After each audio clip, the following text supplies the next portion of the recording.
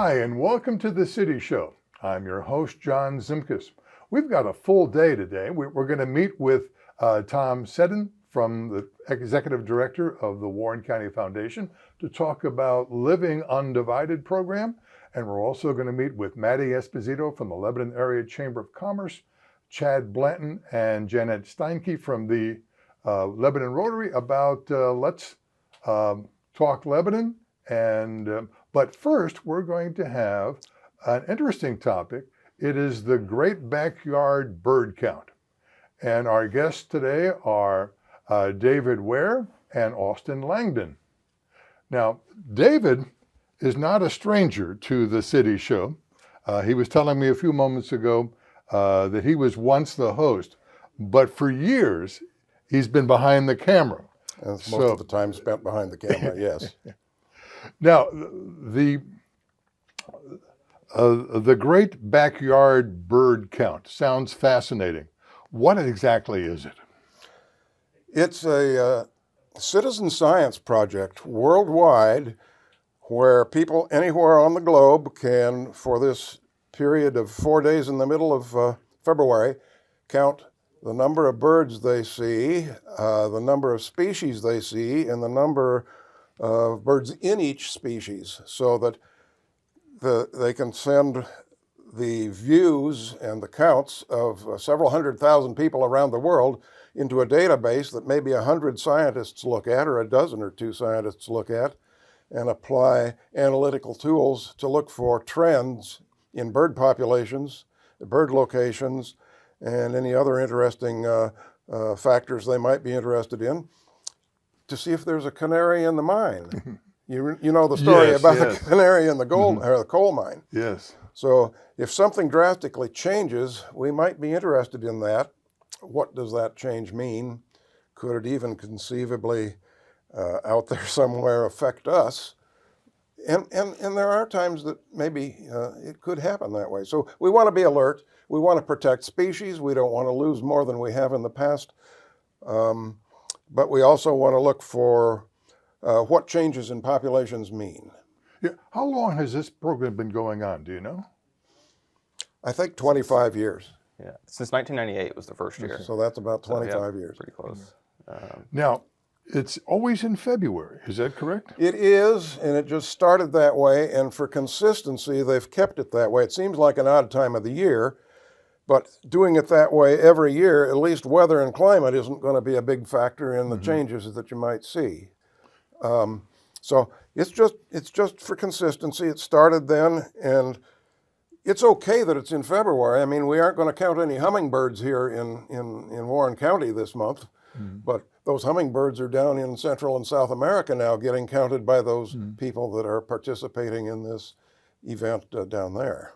So the migratory flocks of birds hasn't taken place in February by that time, well, or has some? Some of it is. Go ahead and tell us. It depends on the family. So some things are migrating already, but most things, I think, especially songbirds or passerines, they haven't begun their spring migration yet, at least the ones that we see here in Ohio. So the idea of this bird count, and for most of the U.S. when it was started, was to get a snapshot of where birds are before their large migration. And so you take a lot of those snapshots, and over time you can start to identify trends. So we're getting ready for a pretty significant migration, just like we do every spring, and then again in the fall. But so yeah, there are some migrants, some, like already here. Some are already moving, but for the most part, especially in February, that's a pretty low migration month. Now, the fact that it's been relatively warm this January and early February, will that change the migration at all? It could. So one thing that we've already seen, because it has been warmer, is woodcock, for example. In the past week, I've had several woodcock at Miller. So it's like a shorebird. They're pretty funny, but they make this characteristic peent sound. People love them. Miller's a great place to see them, but usually there's something that you expect to see sort of mid-March. You start to see them, or beginning of March, and we've been seeing them as early February now. So, and that's just because I think it's been a warmer year. So now, speaking of Miller Ecological Park, part of the great backyard bird count is taking place at Miller Park. And when is that going to be? So that's going to be on the, let's see, the 19th and it's going to be from 8 a.m. to usually it goes for around 2 hours, so probably 8 to 10. We usually walk around a mile or so. So you walk. How many people come to these things? It depends. So getting people up in February where it's cold and early in the morning, there's not often too many, but I'd say, what do you think? Maybe like 10 or Perhaps so. that early, yeah. Yeah. Mm-hmm. So we're going to try, last year we did it later in the evening, but we missed some good birds in the mornings because the mornings tend to be more active. So we're going to try it in the morning this year. But there's been some good stuff there recently. So we've had swans on the pond that's adjacent to the park, which is pretty cool. So things like that, I think your shot at it is better at the morning. So we'll see. Hopefully things turn out well. But Now it's 2 hours at Miller Park, but also later that day it's going to be at Armco Park. Armco Park on Saturday morning from 8 till noon, I believe, and on Sunday evening from 4 to 7 p.m. The Warren County Park District has hosted great backyard bird count events for the public for 10 or 12 years. We have done it quite a number of times out at Heisey Park near Corwin. And last year, for the first time, we did it at Armco Park with equally pleasing results. And by that, I mean, normally we see over that 2-day weekend 30 to 40 species in a given location. Now, the 30 to 40 species we see at Heisey Park may not be the same 30 or 40 mix that we have at Armco or at Miller. So altogether, in several locations, there may be over 50 or 60 species. But we do tag the location that we're counting from because the scientists need to know that, because the habitats are different in the different locations. And so you might expect different birds to be in the different habitats. Some of them like to be around water. We saw a bald eagle a couple of weeks ago in Armco Park, which happens to have a sizable lake, but then that's not a terribly big surprise since bald eagles like to eat fish, and that's where they're going to find them. So that's the kind of things we're looking for, is pleasant surprises. We hope we don't find any unpleasant surprises, but the tundra swans in Miller Park this past week seems like kind of an unusual finding to me. Yeah, I had not heard of swans being in this area. That's fascinating. Now, although it's at Miller Park on the 19th, is it? on the 19th, yep. Yes. Yep, that's a You Sunday. can be involved in it without going to Miller Park. Is that correct? Well, you can be involved in the Great Backyard Bird Count from anywhere, but you're counting the birds where you are. Yep. And you can turn in your own list. I turn in my own list from my backyard. Austin can do the same in his backyard, and so can you. Wherever you are, you just tabulate the species you see and the maximum number of individuals in that species at each location for the date and time you're there. The scientists will log all of that information down and sort it according to time, date, place, and so forth. And so it comes together in a fine data set where analytical tools can be applied to look for the causes of populations going up and down. For instance, an interesting population change is the bald eagle. 50 years ago or so, bald eagles weren't talked about around here. There might have been two nests in the state of Ohio, and they were up on Lake Erie.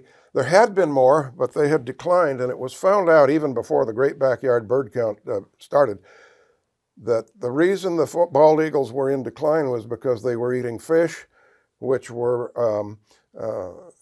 absorbing DDT, which was a pesticide used in agricultural crops to get insects down and the crop level up. But the contaminant leaked into the ecosystem, into the fish that the bald eagles ate. It got into their system, and they produced eggs with thin shells, the theory is, that would crumble just from normal attention from the mother bird in the nest. The eggs would crack and not hatch.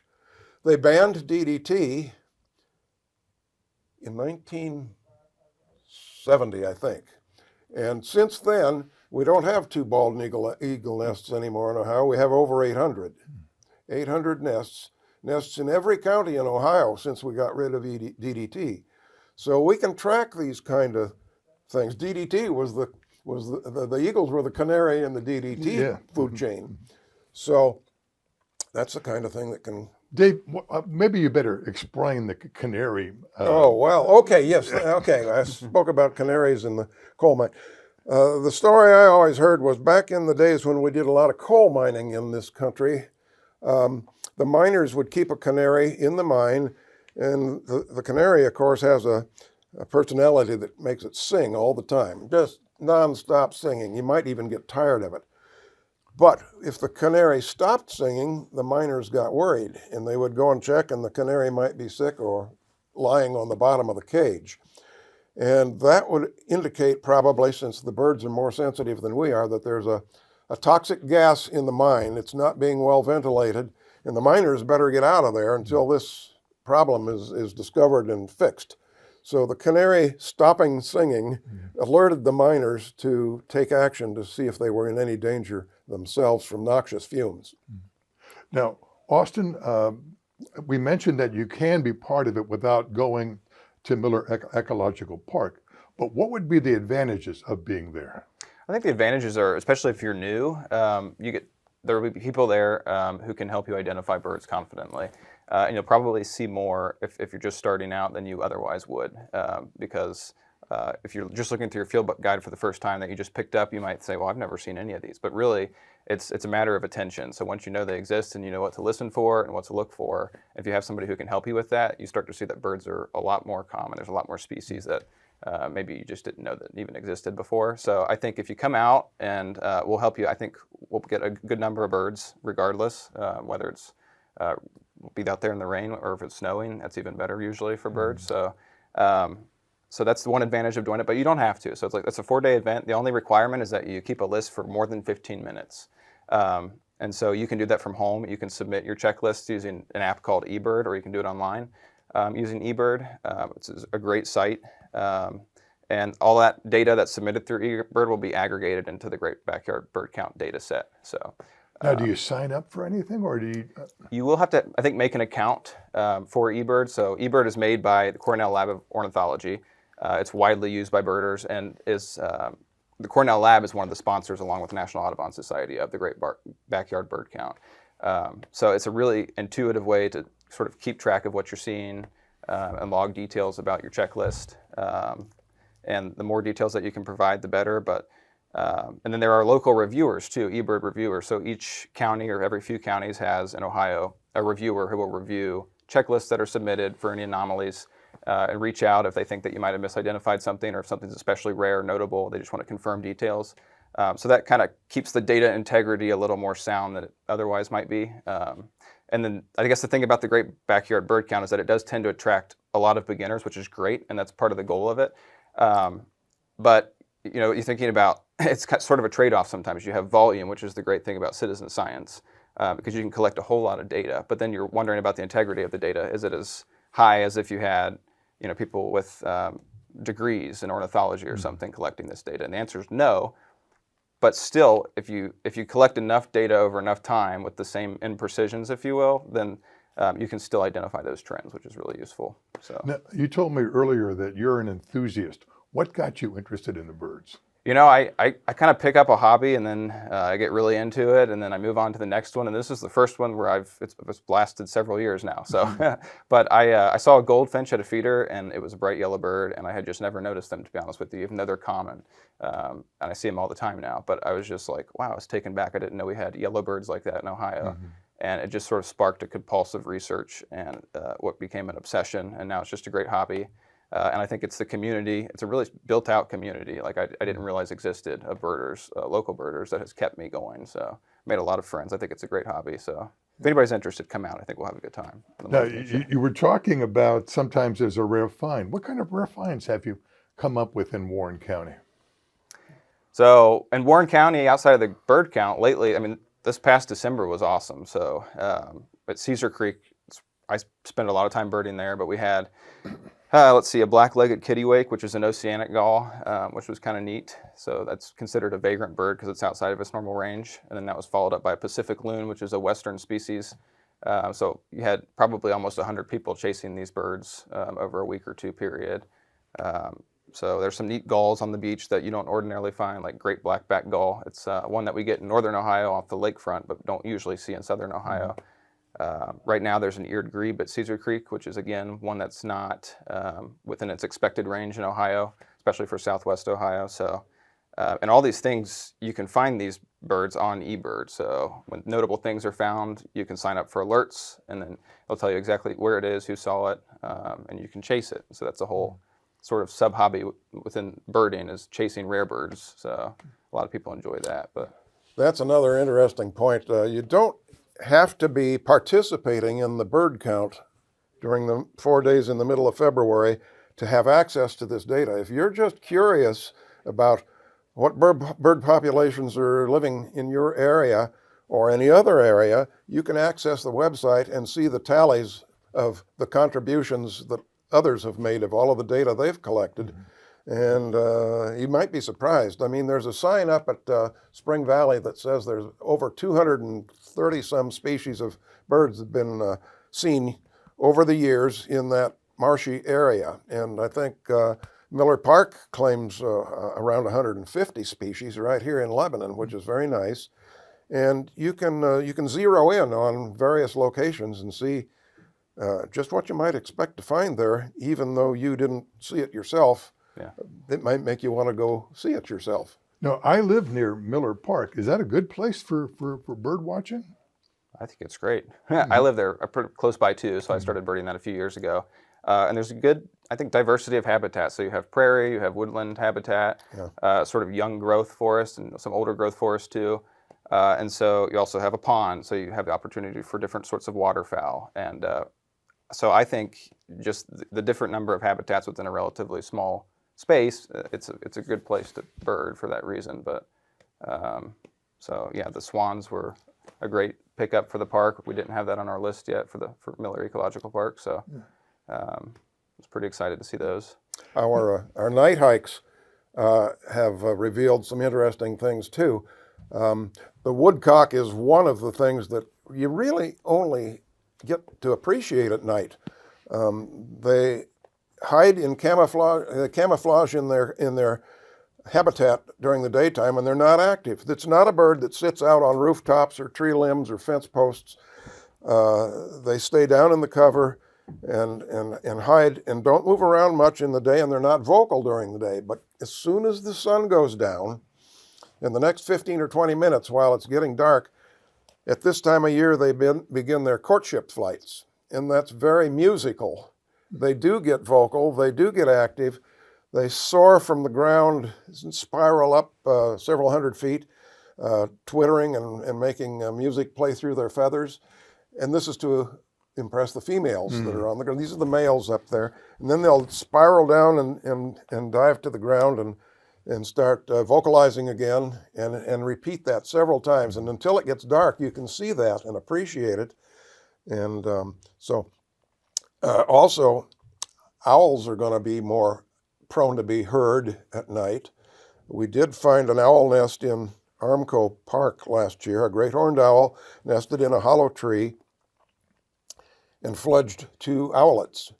And we found those during the Great Backyard Bird Count, which was a good find. We don't usually see a lot of owls. They're here, but they're secretive. And you might get impressed with some other aspects of nature in a night hike too. In the springtime, the frogs start singing at night, and I had one event out at Heisey Park. I had a dozen people with me. We were out on the woodcock walk at night, and we got to listen to a chorus of coyotes. So you get more than birding done sometimes, incidentally. And by the way, the middle of February is coyote breeding season. Is that right? So they might be out talking to each other, and you might hear that on a night hike. So it's an interesting encounter. Now, Dave, you are a certified Ohio volunteer naturalist. What does that mean? Well, it means I took a training course from the Ohio State University, that extension that prepares people for knowledge of Ohio's natural resources, all kinds of natural resources, whether it's birds, mammals, fish, habitats, geology, ornithology, insects. It covers the whole spectrum. It just refreshes your high school and college biology classes, prepares people to volunteer and support our parks with nature programs, because most parks don't have a paid staff naturalist. Like, fortunately, we do have in the Warren County Park District now. Shannon Pennington is our staff naturalist at the Warren County Park District.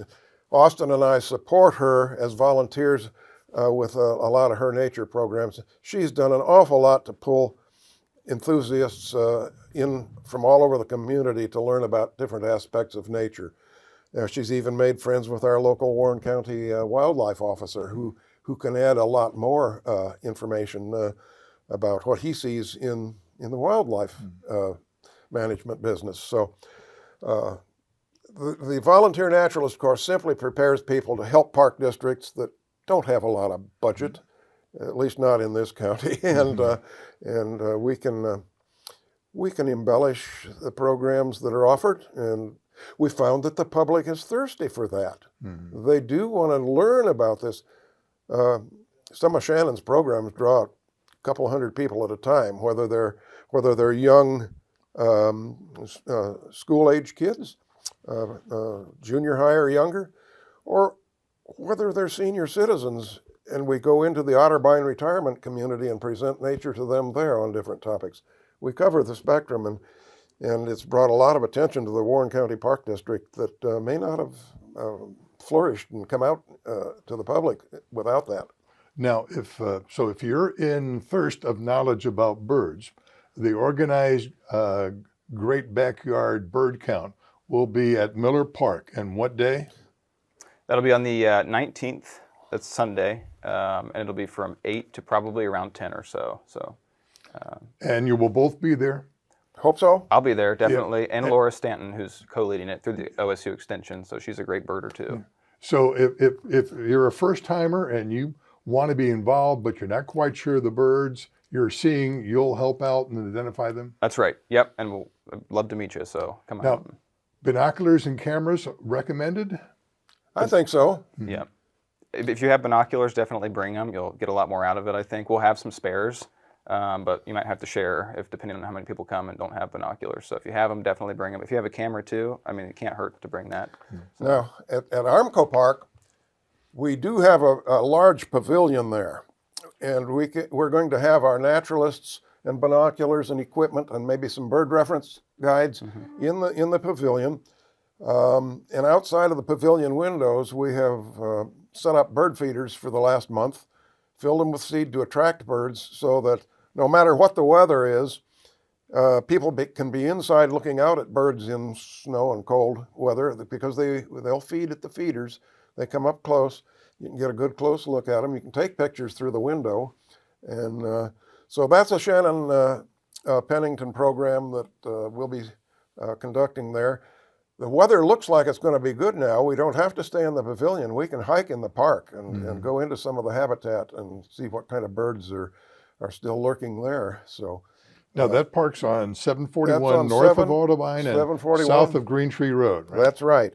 And those dates are going to be Saturday, February the 18th. Saturday, February the 18th from 8 o'clock till noon, and then the night hike will be Sunday on the 19th from 3 to 7 p.m. Okay. And we hope to see our public come and enjoy the birding with us. Yeah. Well, Dave, Austin, thanks for being with us. And Dave, thanks for wearing the bird shirt. Thank you. Those are pheasants. That's another bird we don't see a lot of in Ohio anymore. So there's more on my shirt today than there are walking around in Warren County. Thanks for having us, John. Yep. It is our pleasure. We'll be right back in a moment.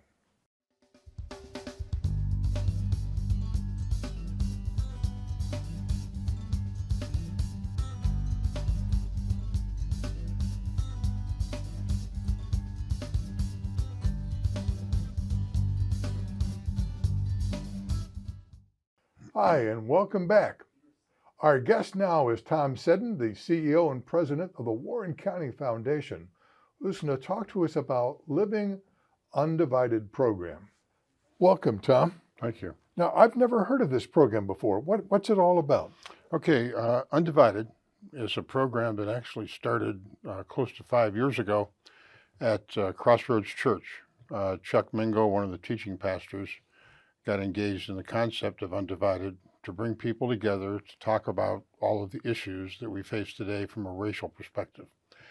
And so that program started off and had small cohorts that lasted for a number of years.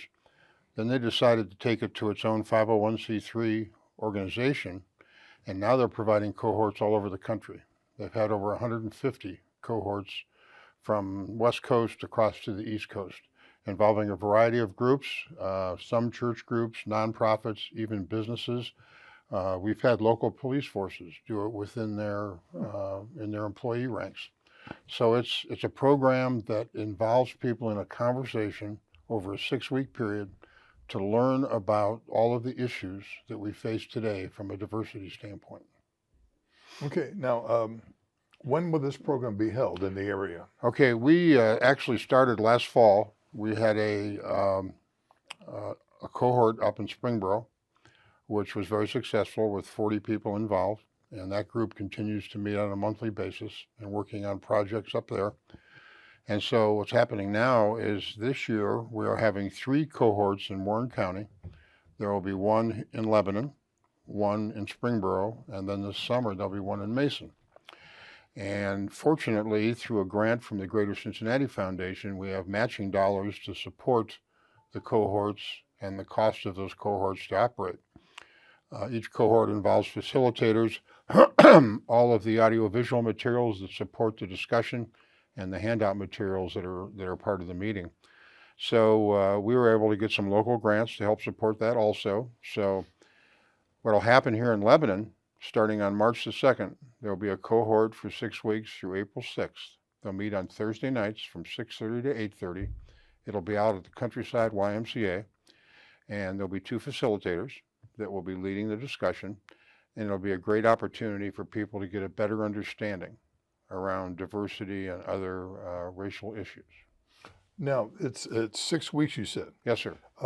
Do the topics change each week? Yes, each topic is a new, each week is a new topic. Just to refresh my memory, starts off the first week talking about the roots of the problem. The next week, it's called Realize, where they talk about listening skills and empathy and how to get engaged in the discussion. The third week, it's called Reckon, where they learn about the structural injustices that have occurred over the years.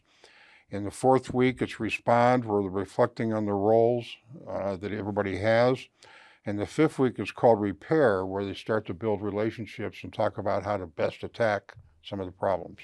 And finally, the last is Resolve, and that's when they discuss what can we do to improve the situation in the future. Mm-hmm. And so each week builds on the previous week. And what we have found is that as people get engaged in the conversations and feel comfortable and feel welcome in the group, good discussions occur at that point. Mm-hmm. Now, you mentioned empathy. Empathy, I think, is very important in dealing with a topic like this because, at least in my opinion, sometimes if you're not experiencing any kind of prejudice, you don't know it exists. Sure. So to put yourself in the other person's position is an important thing. Now, you said you did it in Springboro already. Yes. Did the numbers stay constant, or did you have people join or people drop out? A few people missed a week or two because of their busy schedules, but overall, everybody made it for the full 6 weeks. And once they become engaged, they stay engaged in the program. And you talk about empathy, and that's a very important part of this program because we all bring our own baggage, we all bring our backgrounds, we all bring what we've learned to the table. And how do we change that, or how do we reflect on that to better understand what others are thinking? Mm-hmm. And I think empathy, if we can find out what that person is all about, learn about where they're coming from, it makes it for a lot easier conversation at that point. Is there a cost for this? The cost is paid for by the grant from the Greater Cincinnati Foundation and also from private contributions given to the Warren County Foundation. So each cohort is paid for. And so there's no cost to the participants just joining us for the 6-week program. Now, if you wanted to join for the program, how do you go about that? Okay, you can sign up by contacting, well, we can provide a QR code, or they could call the Lebanon Area Chamber of Commerce. That would be the best approach. And I have that phone number, which is 513-932-1100. And they can sign up with the chamber and be part of the program starting on March the 2nd. Now, do you have special speakers, or is it the same group leaders for each session? The facilitators help the discussions by bringing in questions and different information which is discussed by the group. There's also video presentations at each event, which is usually people from Undivided that are providing historical perspective and also the guidance around the discussion. So you'll see people that have been involved in Undivided for a number of years. Now, how did the Warren County Foundation and you get interested in this? How did you find out about it? Well, we got involved in a strategic planning process last year as a foundation, and one of the objectives of that strategic plan was to establish an economic empowerment, diversity, equity, and inclusion policy, because we felt it was important for the Warren County Foundation to take a stance in that area. And then how do we support that? How do we provide programming? Well, Undivided, as I said earlier, started 5 years ago at Crossroads Church. I'm a member of that church, and I got involved in Undivided from the beginning. And I felt that it was the kind of a program that could really have an impact. And so with our work at the Greater Cincinnati Foundation and getting the matching monies, we have the 3 events coming up in Warren County, but there also will be 7 more events across Southwest Ohio, sponsored by different groups. Now, is it, are various peoples of color, Asian and Hispanic, also involved in this? Yes, it is. A wide variety of minorities are involved. If you look at the population of Warren County, it's changing over time. For example, the Mason City Schools, 27% of the kids are from the Middle East and Far East. They speak over 90 languages within that school district. The same thing is very true at King's. We're seeing more diversity in Lebanon, more diversity in Springboro. So over time, it's changing, and we need to be prepared for it. Now, you said the earlier group was in Springboro, right? Yes, sir. And although their 6 weeks are up, they're still meeting. Is that correct? Yeah, that group went through the 6 weeks, and they decided they would meet at least once a month, continue to talk about the topics and the things that they discussed, and then look at things they could do to support in the Springboro area. The sponsor of that is called Peacock, Parents Empowering Children of Color, and they've done a lot of programs in the Springboro schools. They also sponsor the Juneteenth event, which is a big event in June up in Springboro, and also educational programs around Martin Luther King Day and other activities up there. Now, you're saying this is becoming national, right? They are having cohorts all over the country. They've been in Chicago, they've been in LA, they've been all over, and it's expanding because groups are looking at it as a way to get the conversation started and start to move the momentum in the right direction. Now, in places where it already has taken place, as in Springboro, you mentioned some of the programs they were doing, but what other things can they do once the 6 weeks is up? I think the biggest thing is to continue to talk with each other about how they handle the issues, and then to be proponents of improving the way people look at it in their communities. So not being afraid to talk about the issues and discuss them with those that want to talk about them. The Warren County Foundation getting involved in this, is this something, a different channel for the foundation, or have they done this sort of thing before? We had a strategic plan in 2016, which we implemented, and now with our new plan, this is part of that, and we feel it's extremely important that we engage in activities that support the community in a variety of ways. We look at collaborations and partnerships. We try to bring people together to talk about areas of mutual interest. We also, as you know, raise money. We have a number of funds, And many of those donors contribute to a variety of nonprofits. Most of that money stays in Warren County, but some goes outside the county based on the donor's request. And then we have monies that we use to give discretionary grants and impact grants to local nonprofits. Now, if you were interested, once again, you would contact, you suggested the chamber. Well, they can register at the chamber for the Living Undivided program. If they want more information, they can contact us at the Warren County Foundation. Very easily go to our website, and all that information is available on there, and they can reach out to us, info@warrencountyfoundation.org. And a lot of people do that to ask questions. We'll be happy to have a dialogue with anybody that's interested, and all you got to do is reach out. And it's going to be 6 Thursdays in a row, Yes, sir. 6:30 to 8:30 At the Countryside at YMCA. Countryside Y Yep. on Deerfield Road. Yep. Tom, is there anything else we need to tell the people about Living Undivided? I think first of all, get involved. Don't be afraid of it. It's a good dialogue, and it's a safe environment. So get involved. Okay.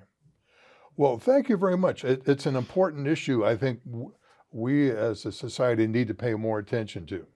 Yes, And sir. I appreciate your coming here today and telling us about it. Thank you. We'll be right back in a moment.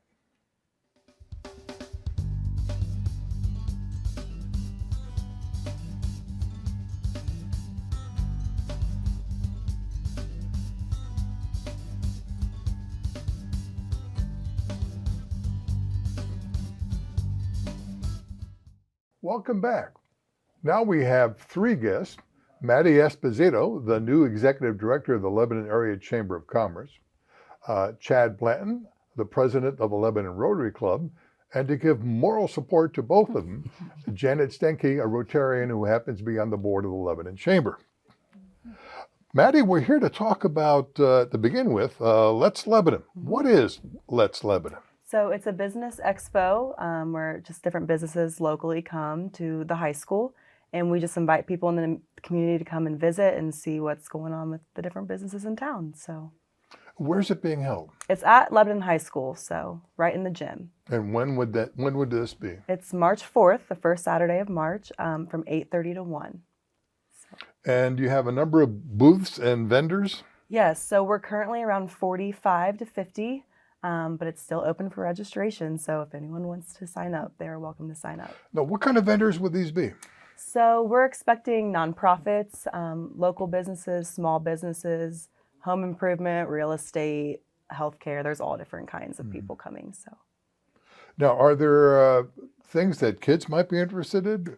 yes, so we will have face painting. There's a caricature person coming, I believe. Cartuna Matata. Yes, Cartuna Matata. There's a jewelry making class. There's going to be spin the wheel for prizes. So there's all different kinds of things going on for the kids too. Now, I remember last year there were things raffled off, weren't they? Yes, we will be doing raffles again this year. Oh, great, Yes. great. Each booth carries a raffle as well as giveaway gifts. Yes. Well, in past years when I've been there, I've always gotten a nice collection of keychains and trinkets and Yes. pamphlets and bags and what have you, Right. and quite a wide variety of different vendors too. Yes. Now, if somebody wanted to be a vendor, what would they do? So you can just go to our website, and then under the list of events, there's the Let's Lebanon event, and the registration is it's one click of that link, so you can easily sign up that way. And is there a deadline for signing up as a vendor? We're going to take vendors up until the week before, so as long as you get in with the next few weeks, we'll be good. Fantastic. Yeah. Now, there's also an opportunity to be a sponsor. Is that correct? Yes, that is correct. So anyone who wants to sponsor can just either go on our website to our sponsor link or just give us a call.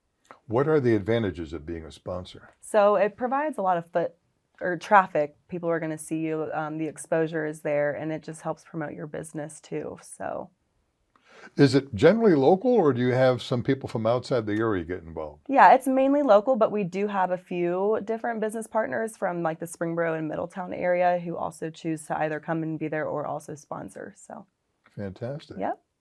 Now, Chad, almost the exact same time, the Rotary is doing something. What's that? Yeah, so we're having our annual pancake breakfast fundraiser, which runs from 8 a.m. to noon, as long as we still have pancake batter, if we don't sell out. And so it's something that Rotary's done for many, many years. And since the Chamber started doing the Let's Lebanon event, we've done them in conjunction with each other up at the high school. No, it's 8 a.m. to noon. That's Now, correct. Maddie, when is the Let's Lebanon? It's 8:30 to 1. To 1. Yes. Okay. So relatively the same. Okay. Now, Chad, I will tell you something here. I have people at the city who help me ask questions, and they come up with some questions. And one of the questions, I'm going to tell you verbatim what it says. Who will be throwing the pancakes? Can Well- you explain that? Sure. For the last few years that we've done this, we've brought in a company called Chris Cakes, and they do what they call the flying flapjacks. So the gentleman that'll be coming in, he'll be preparing the pancakes. And if you're daring enough, you can step back 10, 15, 20 feet, and he'll try to throw a pancake onto your plate from there. Now, how much does it cost for the breakfast? So adults are $8, children are $4. Can you get them tickets at the door? You can get tickets at the door, or if you know somebody who's a Rotarian here with the Lebanon Club, everybody's got tickets as well. Or you can also find myself, Minuteman Press, has some at their office as well. Now, it's a money-making venture, but it's not for the Rotary. Could you explain that? So for those that don't know a whole lot about the Rotary Club, we do service-related projects for the community as well as internationally. The proceeds from this event will do a variety of things. It'll help fund scholarships for high school kids to go to college. It'll help fund projects like clean water projects overseas. And then we also support other local community events and charities. Children to go to summer camp at the Y we've done before, or like Joshua's Place, various other charities in the community to try to give back to those in need here locally. I remember reading that Rotary International, on a global scale, is one of the leaders in the fighting of polio. Correct. One of the founding goals when Rotary started 100 plus years ago was to try to eradicate polio around the world. And with Rotary International, in conjunction with other organizations, try to help fund that fight against polio. We've nearly helped eradicate polio. There's only a handful of cases every year worldwide at this point.